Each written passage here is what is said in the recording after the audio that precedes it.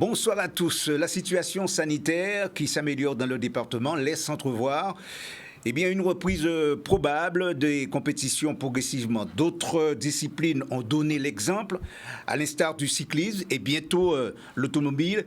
Il y a tout lieu de croire que le foot va dans cette direction avec, bien sûr, des conditions protocolaires qu'il faudra évidemment respecter pour en parler ce soir. Nous recevons sur le plateau de Canal10 Jean-Pierre Loubert, président du Sirocco des Abîmes. Bonsoir.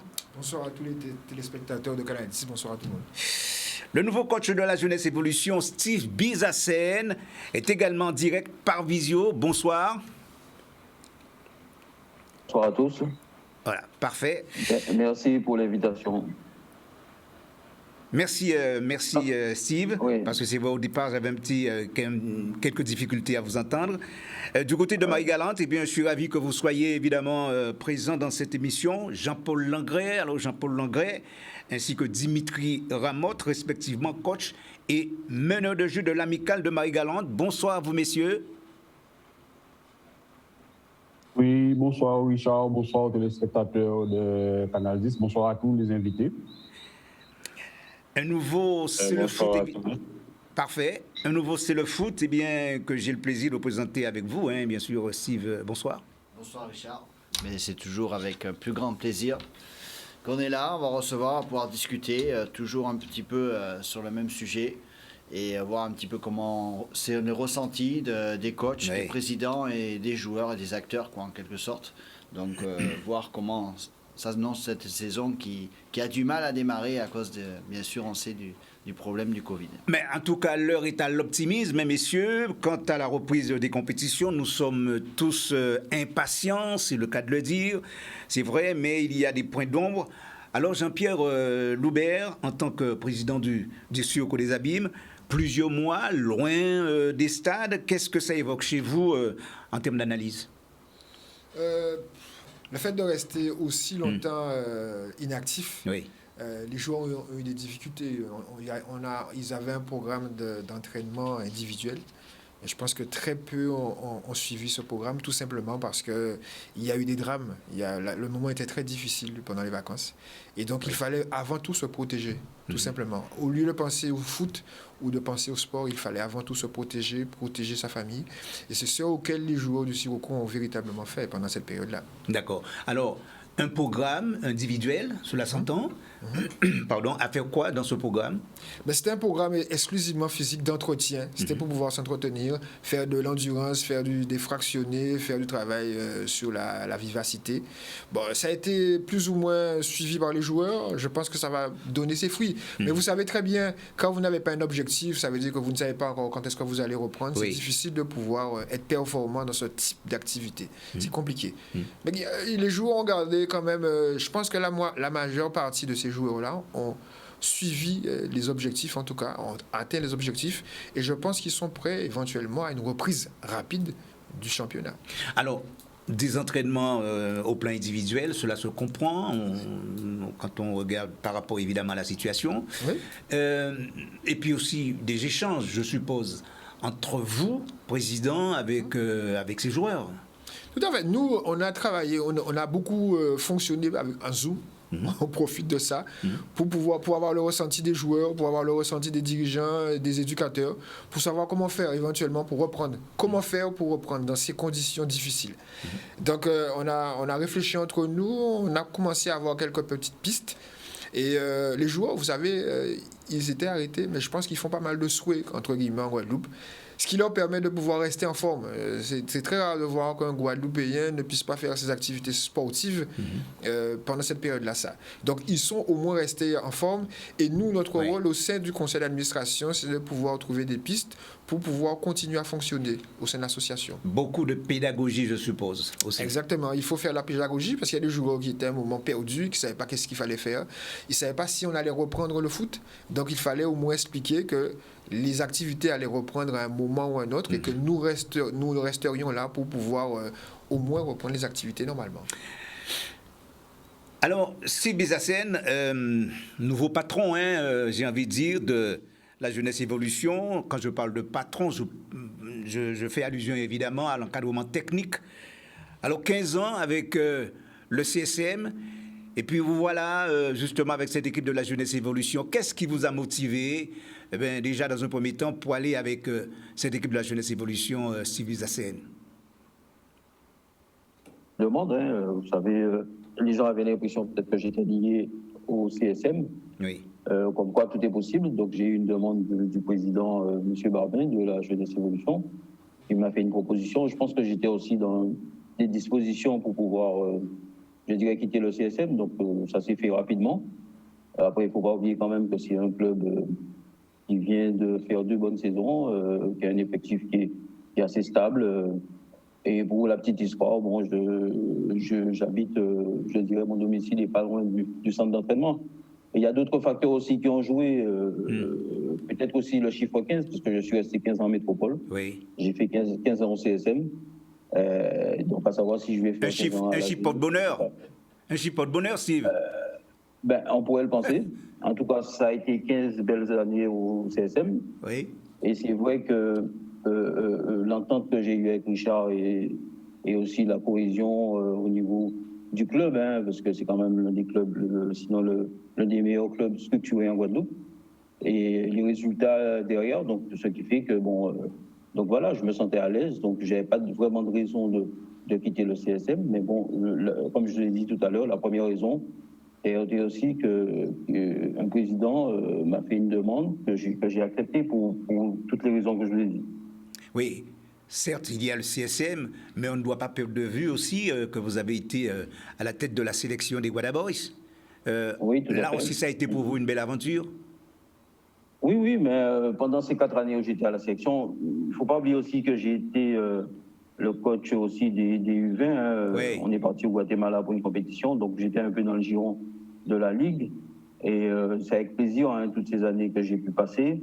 Mais il faut savoir aussi que j'étais quand même toujours licencié au CSM pendant ces 5 années, je dirais, où j'étais à la disposition de la Ligue. Et donc c'était un immense plaisir d'être coach de la sélection, avec des fortunes diverses, je dirais. Mais bon, l'essentiel pour nous, c'est que j'ai pu nouer des contacts avec des joueurs, et notamment à la Coupe des Dômes où ça s'est très bien passé. Donc c'est un excellent souvenir. Et ça m'a permis d'avoir un œil sur le football guadeloupéen, parce que quand vous êtes sélectionneur, vous êtes à même de pouvoir connaître pratiquement tous les joueurs qui évoluent en Guadeloupe. Et donc, ça, c'était une très, très belle expérience. On continue justement avec les autres invités, à savoir Dimitri Ramotte et également Jean-Paul Langré. Alors, Jean-Paul, reprise peut-être timide, en tout cas pour les joueurs du côté de Marie-Galante. Est-ce qu'il y a eu une discussion avec eux? Comment ça se passe pour l'instant? Richard, pour l'instant, là, nous allons effectivement une rencontre avec les joueurs pour prendre un peu le ressenti de tout le monde, oui, voir comment ils ont vécu je les vois quand même, mais avec le président et le staff, oui, on a quand même prévu de rencontrer les joueurs pour faire un point d'état. Oui, parce que justement, je n'ai pas Jean-Paul Langré, peut-être qu'il est sorti. Oui, peut-être. Je vais souhaiter quand même qu'il se mette un petit peu à l'antenne. Bon, alors, en attendant justement qu'il soit connecté convenablement, je me tourne vers Dimitri Ramotte que je viens d'apercevoir. Alors, Dimitri, en ce qui te concerne, comment ça se passe? Dimitri Ramotte? Oui, je m'entends. Voilà, parfait. Oui. Alors, comment ça se passe pour toi? C'est un peu compliqué, hein. Savoir que depuis après la saison et après la World Cup, c'est compliqué de pouvoir tenir. Voilà, c'est difficile cette période du vélo. Donc, éviter un peu les jouets parce que les vieux contacts sortent partout. Oui. Tu peux les blessures et voilà, c'est-à-dire tu peux faire peu pour pas aussi. Oui, Dimitri, bien, on va revenir avec toi d'ici quelques instants. On revient directement en plateau avec Jean-Pierre Loubert. Alors, cette équipe du Sirocco, bon, déjà, on va parler de cette vraie thématique, c'est le pass sanitaire. Pourquoi? Parce que c'est vrai, disons que c'est un élément important, un outil important, en tout cas pour les joueurs, pour les sportifs d'une manière générale. Oui, c'est important parce que les autorités ont décidé de ont décidé d'imposer le pass sanitaire dans tous les sports en Guadeloupe. Le football est compris. Et donc, on a remarqué, par exemple, que le cyclisme, comme vous avez dit tout à l'heure, le sport automobile a décidé de passer par le pass. Donc, nous serons obligés de passer par le pass. Donc, on réfléchit déjà oui, voilà, à des solutions pour pouvoir permettre à nos joueurs, nos dirigeants, notre staff, de pouvoir éventuellement avoir le pass le plus tôt possible, le plus rapidement possible. Les solutions, ce serait quoi? Mais il y a pas mal de solutions. La première solution que moi, je vois, ce serait que les élus puissent pouvoir négocier avec le préfet pour pouvoir avoir les tests gratuits. J'ai entendu dire que le 15 octobre, les tests vont devenir payants. Ça serait bien que nos élus, et que toutes les parties prenantes, aussi bien le foot, le président de la Ligue guadeloupéenne de football, puissent dire, voilà, aujourd'hui, nous sommes dans un pays qui est sensible, dans une île, avec pas mal de comorbidités. L'idée, c'est de pouvoir garder les tests gratuits pour pouvoir nous permettre, nous, de continuer notre activité footballistique. On sait que, par exemple, un jeune qui arrive, il a 2 tests à faire dans la semaine, un le lundi et un le jeudi. Si les tests sont gratuits, il va pouvoir mener ses activités jusqu'au bout. Au moins, c'est déjà ça. Autre chose, c'est pouvoir mettre les vaccins aussi gratuits. Parce qu'il y a des gens qui veulent se faire vacciner. Mais se faire vacciner, si ça devient payant, ça va être difficile. Donc l'idée, c'est de pouvoir aussi négocier avec les préfets, les autorités, pour qu'on puisse arriver à ça. Si on n'y arrive pas, on pourrait aussi penser que les tests, on puisse négocier avec les collectivités pour que certains tests soient mis à disposition, pas que pour les footballeurs, mais tous les sportifs de Guadeloupe, pour leur permettre d'avoir leur activité.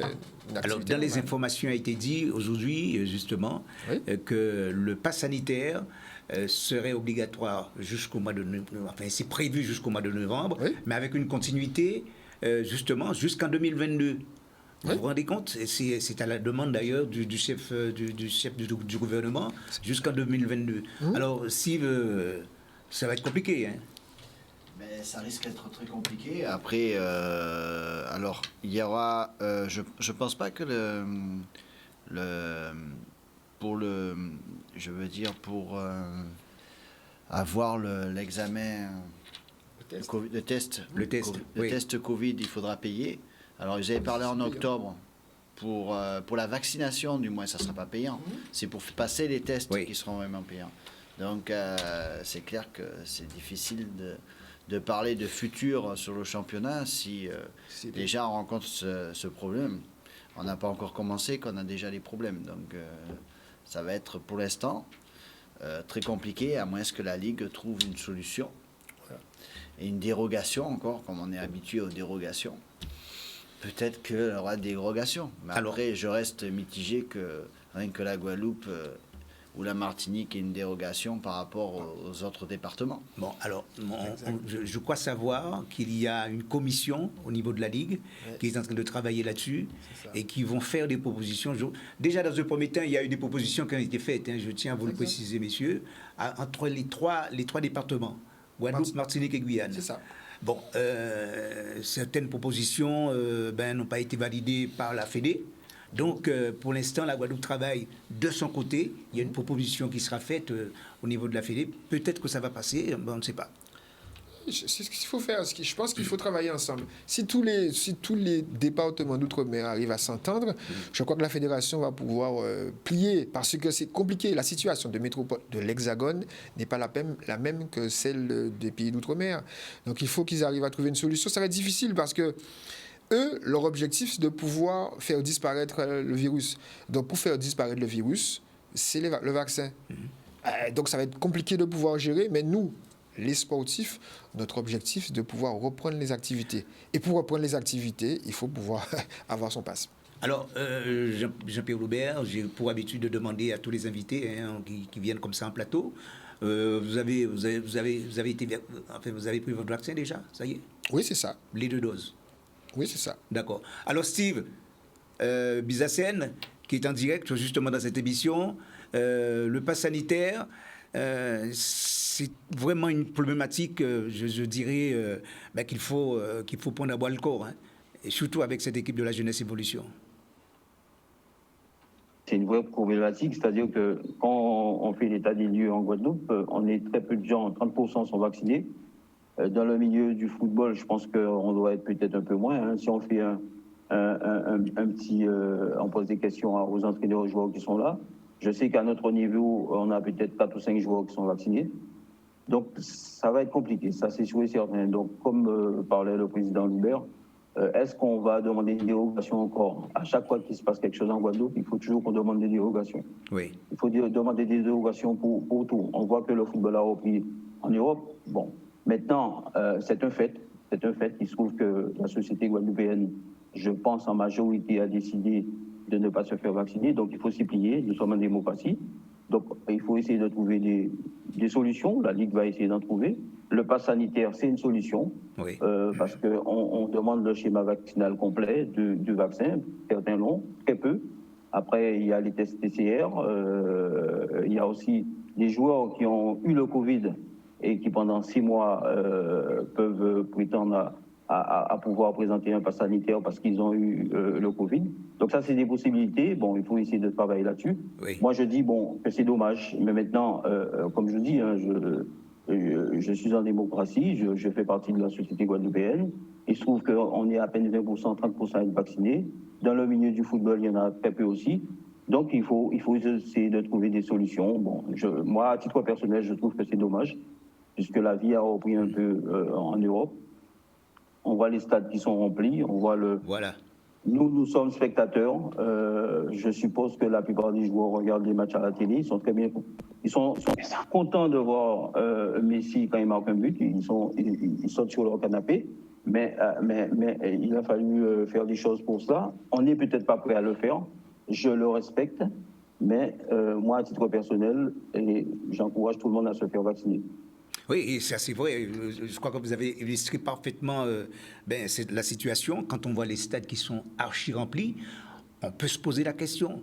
Pourquoi les stades sont remplis? Bien, tout simplement parce que tous les spectateurs qui sont au stade, eh bien, ils ont été contrôlés. C'est clair. Pass sanitaire, obligatoire. Et puis voilà.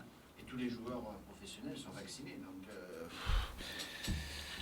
voilà, c'est la problématique qu'on a actuellement, qui bloque un petit peu mais que ça bloque pas que le football, ça bloque l'économie aussi. Donc pour l'instant, c'est une crise globale. Donc là, personne ne peut intervenir. Il faut respecter le choix de tout le monde, mais il faut respecter aussi que ça crée une très grosse zizanie et ça créera, je pense, sur la durée, encore plus de problèmes et malheureusement économiques. Voilà, donc parce qu'involontairement, même les footballs créent une petite économie autour du sport. Il y a des tilolos qui travaillent, il y a des personnes qui travaillent autour du football, qui créent de l'emploi. Voilà, donc pour l'instant, ces personnes sont au chômage. Voilà, c'est ce qui est dommage. C'est toute une économie en fait qui est en difficulté. Donc c'est le problématique. Il y a des joueurs, on a discuté la dernière fois, fédéraux aussi, qui sont engagés. Il y a des joueurs qui sont embauchés aussi dans des clubs. Et au final, là, ils sont au chômage. Donc, c'est pas positif pour notre dynamique. Il vaut mieux un pays qui soit actif au lieu d'être, là, carrément passif. Exactement. Je sais que la liaison, elle est très mauvaise du côté de Marie-Galante. Alors, est-ce que je peux avoir Jean-Paul Langret? Jean-Paul Langret? C'est coupé. Oui, je suis là. Oui, très bien, Jean-Paul. Tu m'entends? Voilà. Non, c'est bon. Voilà, c'est très bien, Jean-Paul. Alors, donc, de la pédagogie, il faut tout le temps parler aux joueurs, c'est ça, on est bien d'accord, du côté de Marie-Galante? Oui, bien entendu, il faut en parler aux joueurs. Il faut peut-être pas aller dans le sens de pousser ceux qui ne veulent pas à la vaccination. Oui. Ça relève d'un choix personnel. mais il faut quand même les sensibiliser sur le fait que la reprise des activités sportives, comme la reprise d'une activité à peu près normale pour la vie courante, c'est le cadre aujourd'hui réglementaire et sanitaire qui nous est posé, c'est d'avoir un pass sanitaire pour pouvoir reprendre la pratique de nos activités. Donc aujourd'hui, si un joueur présente un schéma vaccinal complet, c'est bon. Sinon, ce sera forcément 2 tests par semaine. Maintenant, on ne peut contraindre quiconque à passer par le pass sanitaire, donc par le vaccin ou par le pass sanitaire. Donc ça relèvera effectivement du choix personnel de tout un chacun, soit de reprendre le football en l'état avec les contraintes qu'il y a, ou soit peut-être de sursoir un peu et de reprendre un peu plus tard. Maintenant, je ne sais pas comment les choses vont se définir, puisque la Ligue a prévu de se caler un petit peu sur les prochaines directives du préfet. Oui. Donc, en la matière. Donc, on est sur une hypothétique reprise possible le 6 octobre, mais tout dépendra effectivement de la décision qui va être prise. Oui. Donc, nous, on ne peut que s'adapter à ça, et aujourd'hui, c'est comme ça. Hein. Alors, Jean-Paul, en marge de la situation dans l'état où elle se trouve actuellement, malgré tout, vous gardez un brin d'optimisme quand même? Ben oui, tant qu'il y a de la vie, il y a de l'espoir. Il faut garder un brin d'optimisme. Je pense que pour avoir discuté avec Dimitri et les autres joueurs, même mes fils qui sont chez moi, tout le monde est un peu impatient de reprendre une activité sportive vraiment orientée vers la compétition. Maintenant, il faudrait voir effectivement que les conditions sanitaires soient réunies pour qu'on puisse reprendre en toute quiétude. Alors, Jean-Pierre Loubert disait justement qu'il y a un travail individuel qui se fait du côté des joueurs. Est-ce que c'est le même schéma du côté de Marie-Galante avec les joueurs? Avec les joueurs, quand il a fallu arrêter les entraînements, moi je leur ai donné un programme perso. Il y en a qui le font, d'autres qui ne le font pas. Mais je pense que Marie-Galante a été quand même assez sèchement touchée au mois d'août. Donc il fallait quand même laisser les joueurs avec leur famille un petit peu, puisque tout un chacun a été touché à un moment donné. Donc je pense que c'était pas vraiment le moment d'aller au bout et le pan avec le football et autres. Il y avait d'autres priorités, il me semble. Enfin, à mon avis. Alors, un travail perso, vous disiez, qui se résume en quoi? Il se résume pour certains à la pratique du vélo. Il y en a qui vont faire un peu de course sur la plage ou de course en nature. Tout un chacun, quand même, on sait comment ça se passe, hein, et qu'il y en a qui font des petits souhaits. Mais je sais qu'ils sont restés quand même en activité pour la plupart. Et pour ce que j'ai vu, effectivement, il n'y a pas de surcharge pondérale, il n'y a pas de prise de poids. Donc maintenant, c'est vrai que ça ne remplace pas la compétition, ça ne remplace pas une préparation avec des objectifs fixés, déterminés. C'est vrai. Parfait. Mais écoutez, messieurs, on se retrouve d'ici quelques instants. Nous allons marquer une pause couleur dans cette édition. C'est le principe d'ailleurs de l'émission. Et on se retrouve tout de suite après. À tout de suite.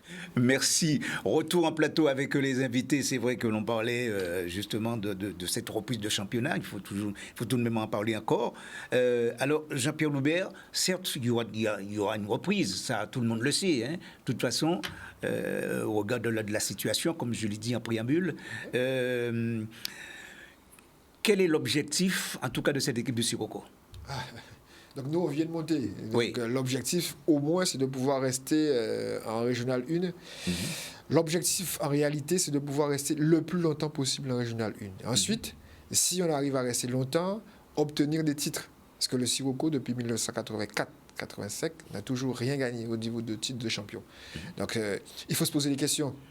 Pourquoi une grande commune comme les Abîmes, il n'y a jamais eu de titre depuis 1984-1985. On a pris le temps de s'asseoir pour se dire non, il faut qu'on arrive à trouver des solutions pour rendre une équipe abimienne compétitive. C'est ça l'objectif. Donc on est en train de se structurer au niveau administratif, au niveau des structures, au niveau des encadrants, pour que dans les 10 prochaines années, nous puissions au moins obtenir quelque chose de significatif de titre, de champion, un titre de champion, une Coupe de France, ou éventuellement une Coupe de Guadeloupe, mais au moins un titre de champion. Ce serait l'idéal.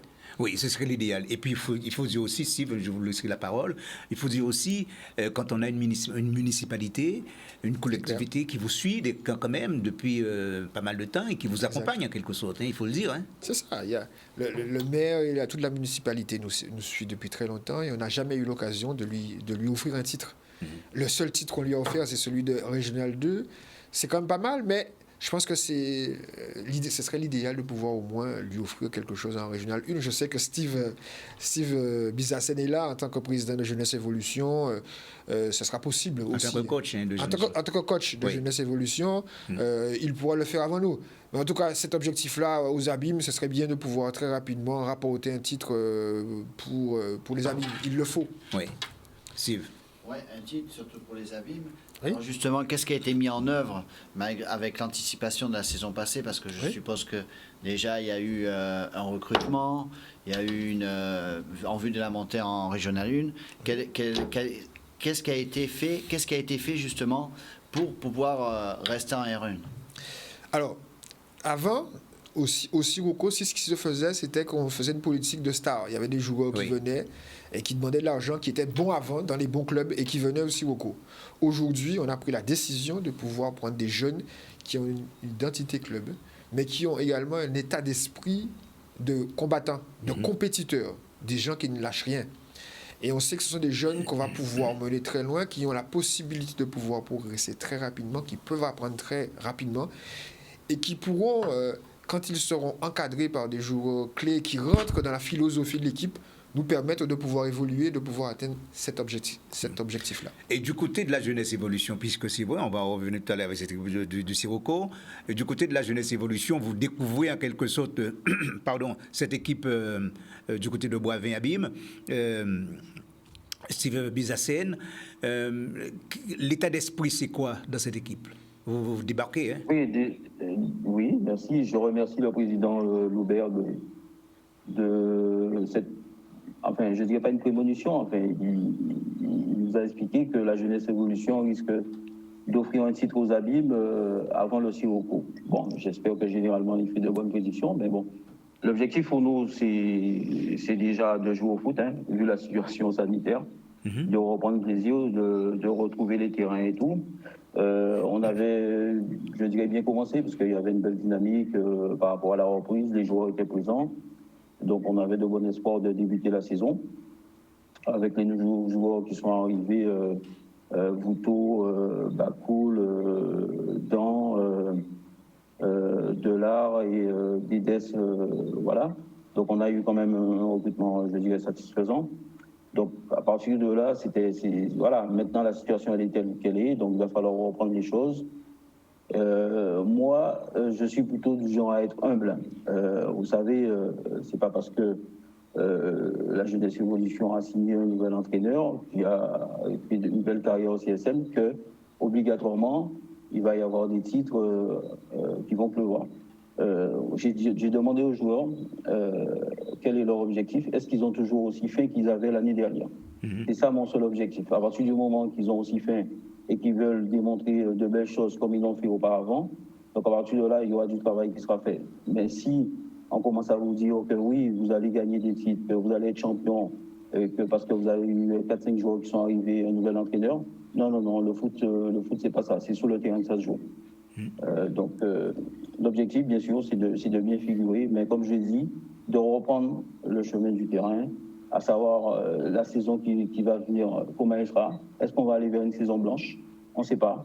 Oui. Parce que la situation, elle est hyper compliquée. Le président Loubert a parlé de l'aspect économique. Si les joueurs ne veulent pas se faire vacciner, il va falloir faire des tests. Ça va coûter cher au club. Est-ce qu'il y aura du monde dans les tribunes pour amener des recettes? C'est pas sûr. Est-ce que les compétitions iront au bout? Est-ce que le championnat ira au bout? Voilà. Donc, c'est toutes ces questions, voilà, on s'est compliqué un peu la vie. Oui. Maintenant, il va falloir trouver des solutions. C'est vrai que c'est une situation qui est extrêmement compliquée, mais l'entente avec le président Barbin, puisque je crois que c'est de lui oui, bien sûr. Auquel vous faisiez allusion tout à l'heure, l'entente, elle est parfaite? Oui, elle est parfaite. Moi, je suis quelqu'un qui m'adapte. Voilà, c'est vrai qu'il y a eu quelques signaux négatifs concernant ce club. Je ne sais pas pourquoi d'ailleurs. C'est pas ma façon d'être. Moi, je suis quelqu'un. J'ai beaucoup voyagé. D'ailleurs, je connais bien aussi la Marie-Galante puisque j'ai habité à Marie-Galante. Donc, j'ai beaucoup voyagé. Pour moi, je fais confiance à l'humain. C'est ça qui m'importe. Et donc, j'ai trouvé des gens qui sont humbles. Un président voilà, qui est venu me chercher. Le discours est bien passé. Et donc, il n'y a pas de souci là-dessus. C'est des gens qui ont envie de travailler, qui sont compétents et qui sont animés par une envie de faire. Et voilà, parce que ce n'est pas évident déjà d'être dans une association. Vu la pandémie, vu ce qui se passe en Guadeloupe, on entend beaucoup de choses. Des gens qui, bizarrement, sont médecins, qui savent tout sur tout. Et là, nous avons des associations, des gens qui travaillent, qui sont là tout le temps, des entraîneurs, M. Langret, le président Loubert, et on a un joueur qui est présent, qui sont là, qui font. On a beaucoup de gens qui ne font rien du tout et qui sont toujours en train de parler et qui veulent donner des leçons. Donc là, je suis tombé dans un club avec des gens qui ont envie de travailler, qui ont des moyens, quelquefois, parce que les structures ne sont pas forcément au top niveau, mais qui veulent progresser, veulent faire. Oui, alors, peut-être Steve? Non, c'était juste parce qu'en fait, c'est un club qui avait quand même des bons résultats, mais qui manque de stabilité au niveau justement de l'encadrement. Il y a eu des valses d'entraîneurs ces dernières années. Donc, peut-être malheureusement, et ce Covid aussi, ça manque de stabilité. Donc, c'est sûr que... Mais est-ce qu'il y a... Alors, je vais poser la question justement à Steve. En vue que lui est venu justement à la jeunesse évolution, est-ce qu'il y a un projet à long terme qui a été discuté en vue des derniers entraîneurs qui sont passés, où ça a bougé beaucoup, où ça a manqué de stabilité justement? Tout à fait, ça fait partie du discours du président qui m'a conforté dans une position, je dirais, à long terme. On n'est pas là pour faire des coups. C'était une stratégie intelligente de sa part, puisque on sait comment le football, ça peut être friable. Hein. Vous savez, la différence entre un ballon qui rentre et un qui rentre pas, ben voilà, ça peut marquer le résultat d'un match. Donc, on s'est donné, je veux dire, sur 3 saisons. On s'est mis d'accord sur signer pour au moins 3 saisons. Pour me donner le temps déjà de m'inscrire dans ce club, de m'adapter et voilà, parce que vous savez, vous venez d'arriver, on attend de vous beaucoup de choses. C'est pas, ça peut être quelquefois une pression négative. Alors que quand on vous dit que bon, on a confiance en vous et que nous sommes là pour travailler sur le long terme, je dirais que c'est plus apaisant pour tout le monde et on travaille dans une belle harmonie. Oui. Ouais, surtout que l'équilibre, il se fait que lorsqu'il y a les deux qui fonctionnent ensemble, c'est-à-dire qu'il y a les joueurs, le coach, et le troisième, c'est l'administratif du club, le fonctionnement. Donc, quand il y a l'un ou l'autre qui ne va pas, eh bien, évidemment, on n'arrive pas à trouver une homogénéité et qui permet d'avoir le résultat des performances au niveau du club. Vous pouvez avoir tous les meilleurs joueurs, mais autour, ça ne passe pas avec le coach ou ça ne passe pas avec les dirigeants, ça crée des problèmes. Oui, rapidement. alors Steve, c'est vrai que vous avez demandé un laps de temps de 3 ans. Durant ces 3 ans, vous allez axer un travail sur quoi? Sur le recrutement, sur la qualité des joueurs, sur quoi précisément? Déjà, travailler sur l'existant, puisque je vous rappelle que la jeunesse évolution est sur 2 belles saisons. Hein, ils ont terminé 2 fois vice-champions. Vous avez un effectif qui est là, qui est stable. Vous avez l'un des meilleurs gardiens en Guadeloupe. Donc, il y a de quoi travailler. Je n'ai pas demandé 3 ans, c'est-à-dire que c'est le président qui m'a proposé un challenge sur 3 années, parce qu'on sait très bien que le football, c'est quelque chose de très fragile. Tout équilibre, voilà, vous allez regarder le Barcelone cette année, regarder le PSG avec les milliards qu'ils ont mis, et même Manchester City qui n'ont pas encore obtenu la Ligue des Champions. Donc, voilà, il faut rester humble, il faut travailler simplement, ne pas se mettre la pression, ne pas essayer de copier, ne pas essayer de faire du CSM, parce qu'il y avait des choses qui étaient bien en place et tout. Donc, travailler à son niveau. Et moi je crois au travail. À partir du moment que vous travaillez et que vous avez des gens autour de vous qui sont compétents. Donc, il n'y a pas de raison que ça ne marche pas. Et si ça ne marche pas, eh bien, on s'en relève, on repart pour une saison. Et c'est comme ça la vie. Parfait. Alors, Jean-Paul, du côté de Marie-Galante, bon, c'est vrai que ça n'a pas été très intéressant, en tout cas, au cours de la dernière saison.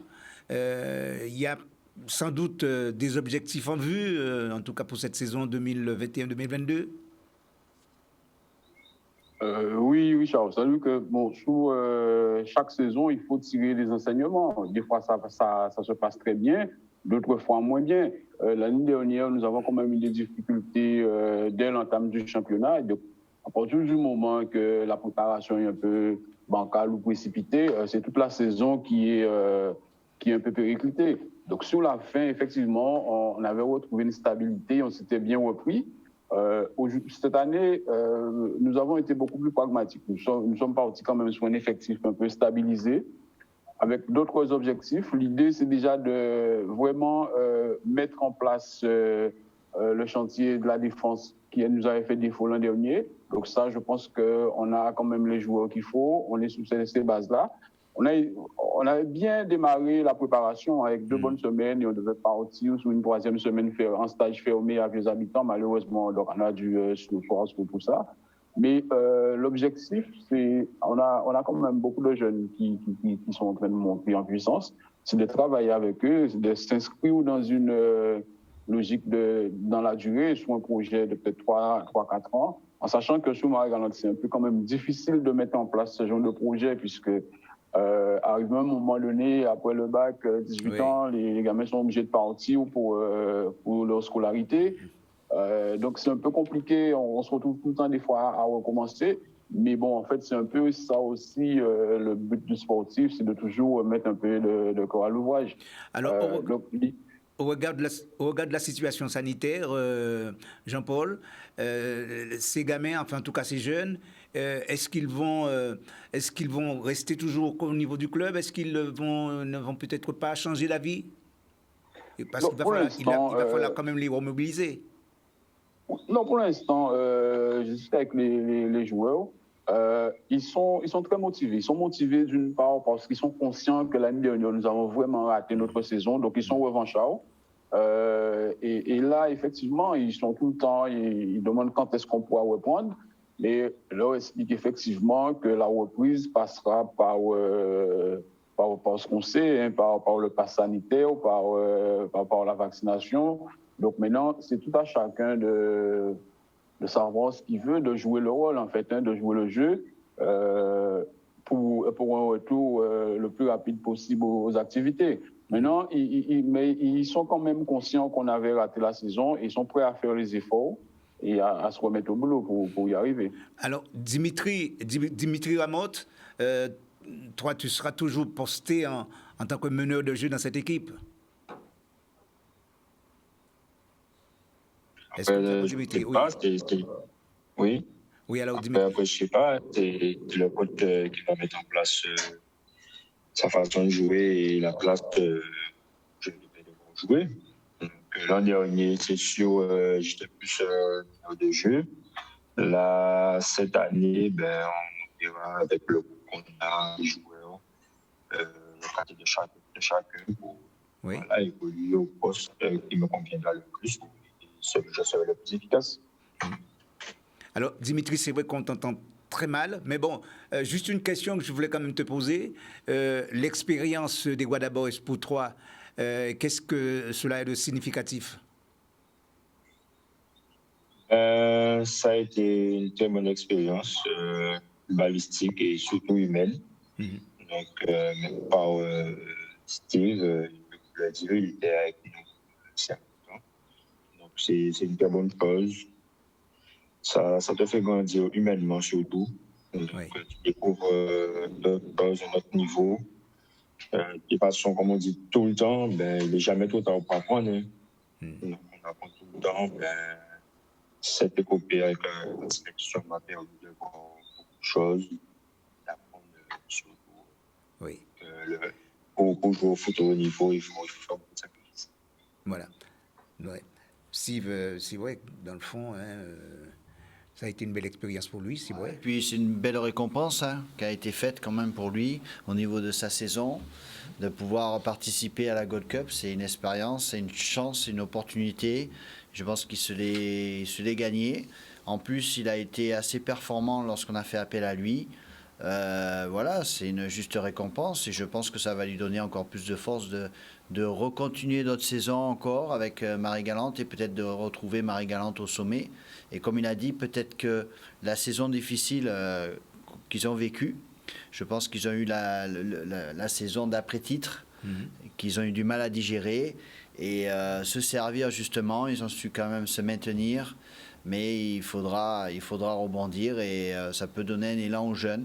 Alors maintenant, quand est-ce qu'on va commencer? C'est dur. En plus, en tant que coach, il y a des coachs et présidents, ne pas avoir de date, donc il n'y a pas de stratégie pour dire mettre en place ses entraînements, quoi travailler en attendant, faire un programme. C'est difficile, il n'y a pas les moyens, on ne peut pas travailler sur les terrains ou même en travail individuel, ça reste limité.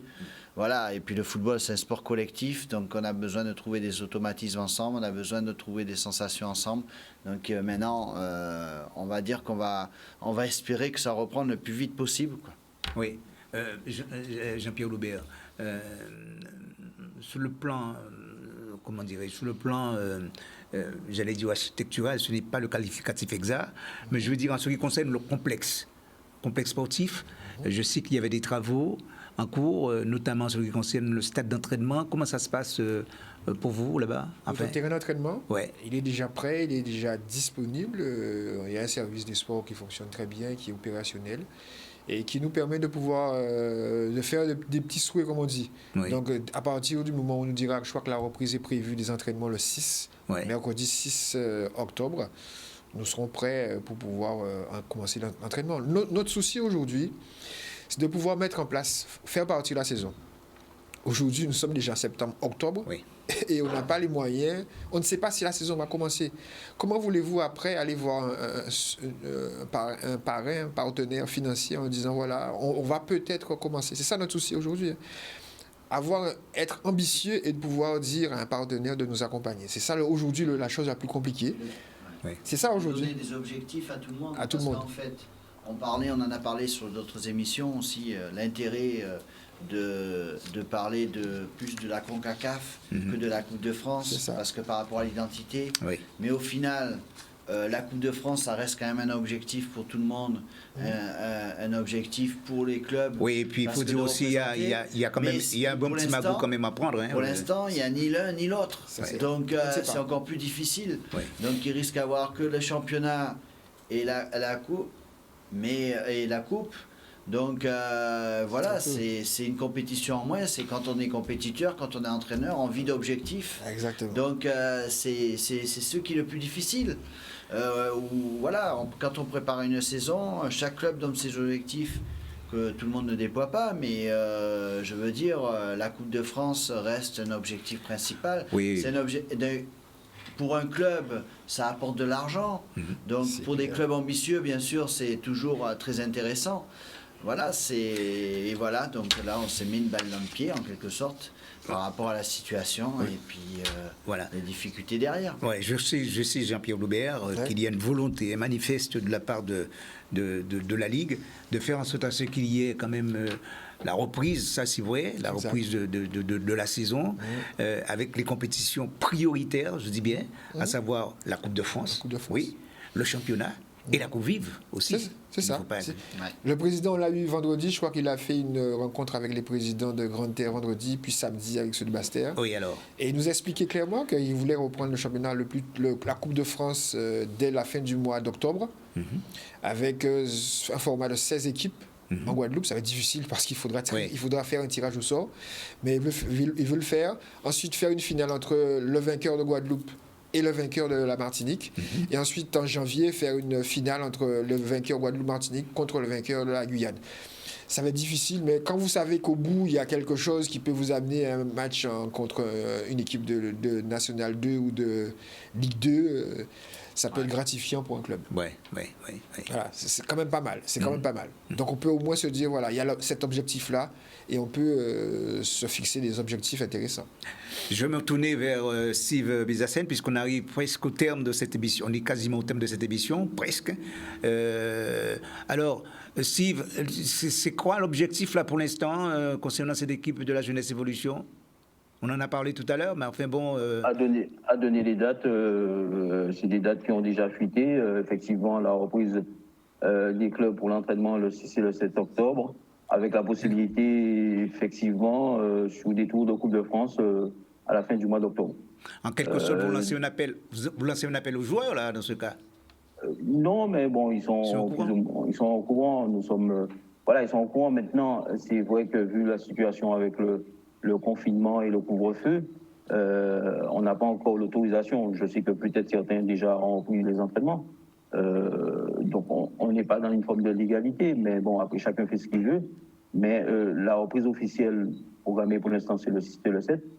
Et bien sûr, les joueurs ont autorisation de s'entretenir, de faire des footings. Il y en a qui font du vélo, il y en a qui font, comme a dit le président, des souhaits. Effectivement, il ne faut pas rester inactif. Quand vous êtes un footballeur, que vous faites de la compétition et qu'il y a une période aussi longue d'arrêt, il faut éviter que ça perdure. Maintenant, ça dépend du sérieux de chacun, parce que ça va aller vite, vu les dates qu'ils ont données. Je vais dire, vous aurez à peine 3 semaines de préparation pour faire un match de Coupe de France. Où il y aura un tirage au sort, donc vous risquez d'avoir des confrontations entre équipes de L1 directement. Donc maintenant, les joueurs ont le temps de se préparer et de s'entretenir pour pouvoir ne pas déjà se blesser et tout simplement reprendre du plaisir, parce que je pense que tout le monde, nous sommes tous là parce que nous aimons le foot et que ça nous manque. Et voilà, on nous a donné des outils pour pouvoir faire reprendre le foot. À nous de les utiliser. Il y a plusieurs étages, comme a dit le président de la Ligue. Soit vous vous faites vacciner. Après ça, c'est chacun. On va obliger personne à le faire. Après, vous avez les tests PCR, comme a dit le président, 2 fois par semaine. Ça peut être fastidieux. Je l'ai déjà vécu avec Ramoth lors de la phase finale de la Gold Cup. C'est vrai que quand vous faites des tests comme ça à raison de 2-3 fois par semaine, c'est vrai que quelquefois ça peut être fastidieux. Après, bon, chacun fait son choix. Si, mais bon, si vous lancez un appel, un appel en quelque sorte au monde sportif. Vous savez, lancer un appel. Moi, j'ai un ami qui est médecin qui m'a conseillé. Voilà. Il y en a un autre qui m'a dit qu'il a tellement conseillé qu'il est fatigué de conseiller. Parce que voilà, les gens écoutent un peu tout ce qu'ils veulent et voilà. Maintenant, à titre personnel, je m'engage moi personnellement, puisque je me suis fait vacciner, j'encourage les joueurs à le faire. Mais maintenant, je ne veux obliger quiconque à faire quoi que ce soit, parce que comme je l'ai dit au début, 30% de la population s'est fait vacciner. Si on fait un référendum maintenant, on demande à la population si oui ou non, ce sera non. Ouais. Nous sommes en démocratie, comme on dit, c'est la majorité qui l'emporte. C'est parfait, Steve. Voilà. Parfait. Alors, du côté de Jean-Paul, qu'est-ce que vous avez envie de dire au monde sportif, singulièrement au monde footballistique, en quelque sorte, Jean-Paul? Nous sommes quasiment à la fin de l'émission. Non, moi, j'ai surtout envie de dire à tout le monde qu'effectivement, nous avons tous envie de prendre le chemin des entraînements, le chemin. Ça va être quand même... on a des dates, et on a des dates butoirs. Je pense que tout un chacun a envie de reprendre la compétition.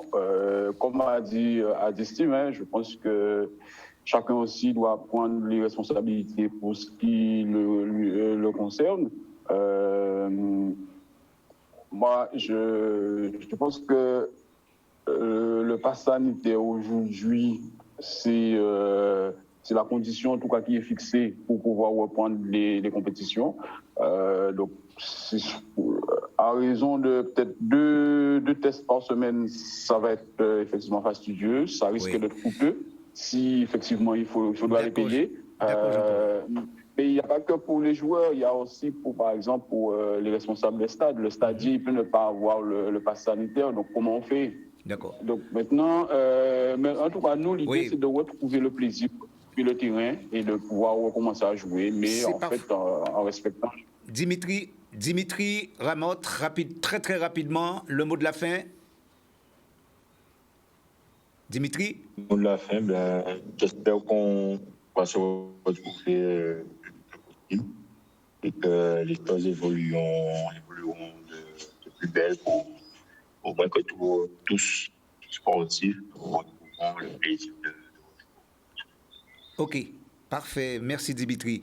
C'est vrai, il va falloir à un moment donné que chacun prenne un petit peu ses responsabilités dans cette affaire. Le mot de la fin, Jean-Pierre? Je suis prêt à... Nous sommes tous des passionnés. Le constat, c'est ça, c'est qu'on est tous des passionnés. On a tous envie de reprendre la compétition. Et donc, on souhaiterait vraiment que la compétition reprenne. Donc, si ça pouvait se faire très rapidement, je fais confiance au président Dardron pour pouvoir trouver des solutions pour nous permettre très rapidement de pouvoir reprendre l'activité que nous aimons beaucoup. Et les grands temps, hein, Steve? On a un petit peu pas, on va pas dire qu'on a marre de venir sur les plateaux, mais on aimerait bien se retrouver le plus souvent sur les terrains pour un petit peu suivre et accompagner et donner une dynamique positive et de voir un petit peu tout le monde courir et prendre plaisir. Donc voilà, on est impatient de commenter les rencontres, on est impatient de voir du spectacle. Voilà, donc on va suivre un petit peu les semaines qui vont venir pour voir si vraiment la saison de football va revenir de plus belle. Restons optimistes. Merci à vous, messieurs. Merci, chers amis téléspectateurs. Merci également à Jordan pour sa réalisation technique. On va se retrouver dans très peu de temps sur, bien sûr, votre télé à savoir Canadis pour une nouvelle émission, un nouveau C'est le foot. Bonne soirée à tous et à bientôt. Au revoir. Merci. Allez, merci, au revoir à tous. Merci, au revoir.